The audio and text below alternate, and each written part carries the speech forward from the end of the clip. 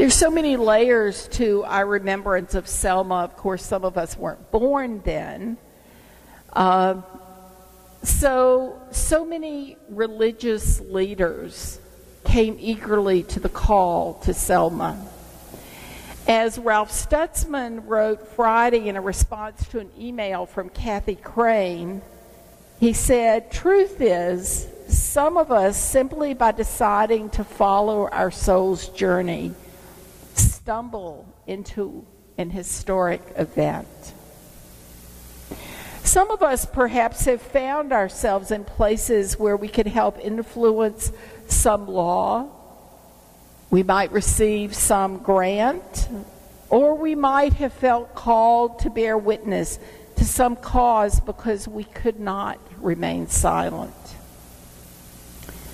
Too often, the reality is that our fear keeps us from speaking or acting. Fear disconnects us from others. Yet Dr. King reminded us in the reading we just shared that we cannot live in separation. The reality is that we're woven together in ways we cannot yet imagine. It's so easy to look at the world, at injustice, at all that is wrong with the world, and become disillusioned and fearful. Yet there's another truth. As religious people, we're called to live our lives out of love rather than fear. Dr. King said, "We shall hew out of the mountain of despair a stone of hope." When I read that phrase, I'm reminded that overcoming the mountain of despair is not just about the great causes of our day.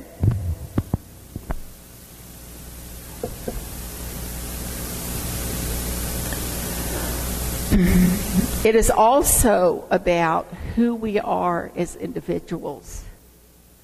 If we are to be whole people, then our social justice work cannot be separated from our most profound personal experiences. People like Dr. Martin Luther King Jr. are indeed larger than life. How could we be that great?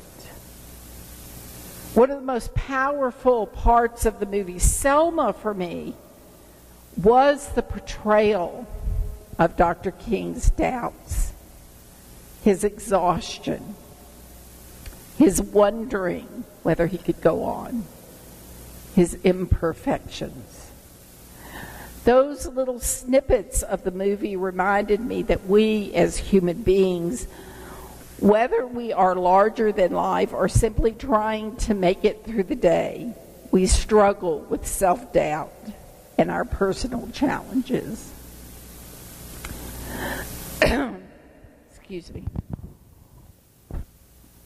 We all, whether we are a Dr. King or those of us sitting here, know that we make it in the world day by day because of the love and support we get from others, and sometimes because of our own fortitude.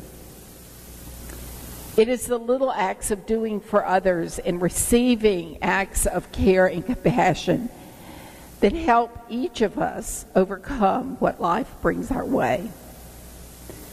From those little acts of doing what is right and just, those acts of compassion for one another, these are the ways that we can help change happen. We do this in trust that we will all weave together all of our little scraps of justice that, when stitched together, create a quilt that is beautiful and diverse, a quilt that warms our hearts and souls when we are frightened. The song "We Shall Overcome" became an iconic movement song. Yet overcoming our challenges is not simply a part of great social movements. Most often in our lives, it is our personal losses and challenges with which we struggle to overcome. During the Civil Rights Movement, the goals and work were much clearer than it often is today. In our daily lives, we often encounter profound and devastating personal events. Often we get mired in the challenges and losses that cut to the core of our existence. There are times when perhaps we think that we will never make it back to joy and happiness, for our souls are ravaged. But slowly, there is a return when we find ways to reconnect with family, friends, and our community. That is when we understand the deeper meaning of "we shall overcome." When we are able to affirm that we have the strength to overcome because we are part of a loving community. It is then we know deep in our hearts that slowly we shall work on ourselves, not just the causes that are meaningful to us. And when we return from our own dark night of the soul, we find that our beloved community is waiting to sustain us. So I invite us to remain seated as we sing hymn 169. We sing it for ourselves, for our children, for our community, and for our nation. The work of justice is not yet complete. And today we have our work to do to heal ourselves, our community, and our nation.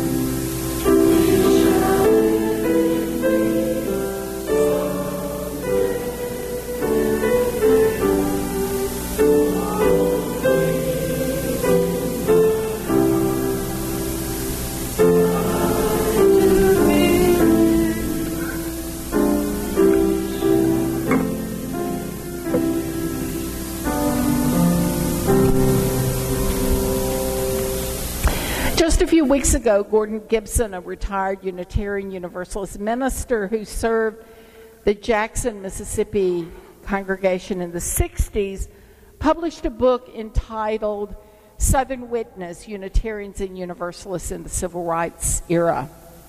Over the years, Gordon and I have talked about the involvement of members of my particular congregations in the civil rights movement. Sadly, I didn't arrive here until after the book was in its final editing stages so that I could share some of the Clemson stories of that time. One of the amazing realities about Unitarian Universalists during the Civil Rights Movement is that our buildings across the Southeast, well, across the South, were often safe places for organizing meetings where they could take place. Before the Civil Rights Movement, UUs across the South were building relationships with groups, developing coalitions during the Civil Rights, or before the Civil Rights Movement, but moving toward the Civil Rights Movement. In many communities, the UU congregation was one of the only neutral spaces where blacks and whites could meet safely. In those days, it was frightening to speak and to act. Our UU congregations became places of refuge and solace for many who felt that their faith called them to action. Gordon Gibson was both at Selma, he was one of the two ministers who was with James Reeb when they were beaten, and also he became minister of Jackson, Mississippi after their minister was shot. So he's been on the front lines. So as I mentioned before, thousands of Unitarian Universalists have gathered in Selma with other people of faith to remember and recommit. In recent years, we UUs have often regaled people about our involvement in the Civil Rights Movement. But let's face it, the work is not yet done. Many of our congregations today have multiple social justice programs like us, from addressing poverty and hunger, environmentalism, prejudice and injustice, and in more recent months, the movement Black Lives Matter. We no longer have one primary focus for our social justice work. The focus of our work is not clear-cut or unified often. Our congregations are still a place of refuge. But we need to not simply look back with pride at what we accomplished. We need to look forward to the work that we can do to help transform our society and our world. So I'd like to share with you some of the findings and some of the wisdom that Gordon Gibson gleaned from his years of research and interviews. We may devoutly hope and should doggedly work to avoid a return to the repressive social conditions of the South in the 1950s and 1960s. We should praise the notable gifts of the Unitarian Universalist Fellowship movement while noting its accompanying weaknesses and dysfunctions.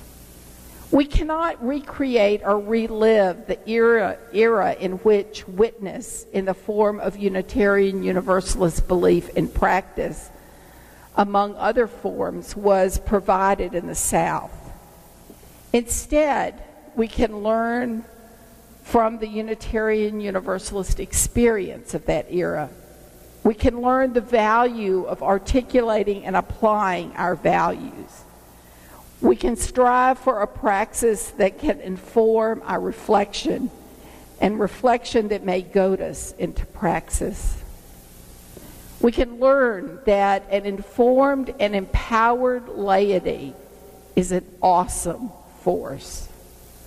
We can learn that having a racially inclusive constituency is important to the health, well-being, and relevance of a congregation. We can learn that we need not only to build bridges, but to be a bridging institution wherever we exist. We can learn that it is healthy to keep ourselves fresh and new, rather than to unconsciously accommodate the environing society.